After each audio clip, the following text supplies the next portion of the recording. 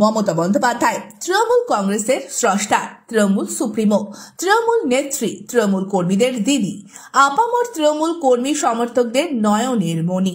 এক কথায় তিনি তৃণমূলের সর্বেসর্বা, তৃণমূল কংগ্রেসের আশা ও ভরসা। আর এহেন মমতা বন্দ্যোপাধ্যায় এবার যেন আরো এক বৃহত্তর আকারে আবির্ভূত হতে চলেছেন তৃণমূল কংগ্রেসের সমস্ত নেতা, কর্মী, সদস্য, সমর্থকদের সামনে। ফের একবার এই বার্তা দিতে চলেছেন যে তিনি তৃণমূল কংগ্রেসের একমেবা দ্বিতীয়, তিনি তৃণমূল কংগ্রেসের শেষ কথা। কিছুদিন যাবত এই বার্তা তিনি ঠাড়ে ঠোড়ে ঘুরিয়ে ফিরিয়ে বারে বারে দলের সব স্তরের নেতা, কর্মী, সদস্য ও সমর্থকদের দিচ্ছিলেন অল্প বিস্তর, কিন্তু এবার একেবারে প্রকাশ্যে কোনো রকম রাগ ঢাক না রেখে একদম সরাসরি এই বার্তা দিতে চলেছেন তৃণমূল কংগ্রেসের সর্বময় নেত্রী মমতা বন্দ্যোপাধ্যায়। আর তার এই বার্তার আগাম পূর্বাভাস বা প্রতীকী বার্তা যেন তুলে ধরছে এই একটি মাত্র ব্যানার। আগামী 27 ফেব্রুয়ারি 2025 সাল, স্থান কলকাতার নেতাজি ইন্ডোর স্টেডিয়াম। এই স্থান আর এই তারিখের গুরুত্ব অপরিসীম হয়ে উঠতে পারে আগামী দিনে তৃণমূল কংগ্রেসের কাছে। এই তারিখে তৃণমূল নেত্রীর ডাকা বিশেষ দলীয় অধিবেশন হয়তো বা আগামী দিনে ঐতিহাসিক এক অধিবেশন হিসেবেও প্রতিপন্ন হতে পারে, কারণ 2024 বিধানসভার নির্বাচন। নিঃসন্দেহে এদিনের এই অধিবেশনের পাখির চোখ একমাত্র 26 নির্বাচন।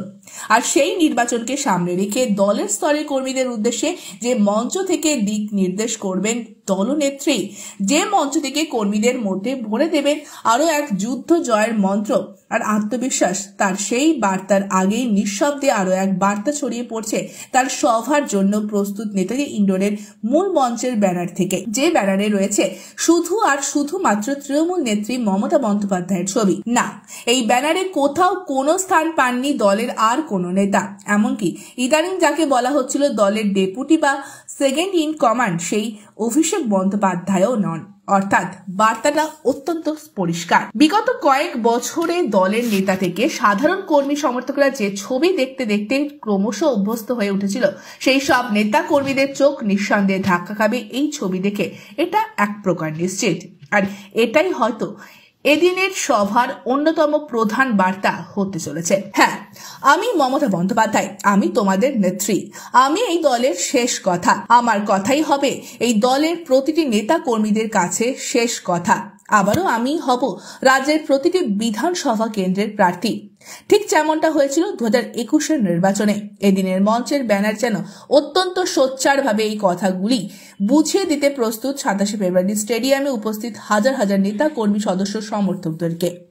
অর্থাৎ নেত্রীর নির্দেশে ডাকা এই বিশেষ অধিবেশনের অর্ধেক বক্তব্য শুধুমাত্র এই একটা ব্যানারের মধ্যেই অন্তর্নিহিত, যা বুঝবার জন্য কোনো রাজনৈতিক বিশেষজ্ঞ হওয়ার দরকার নেই, যা খোলা চোখে একজন সাধারণ সমর্থকও অত্যন্ত ভালোভাবে বুঝে যাবে এক মুহূর্তে।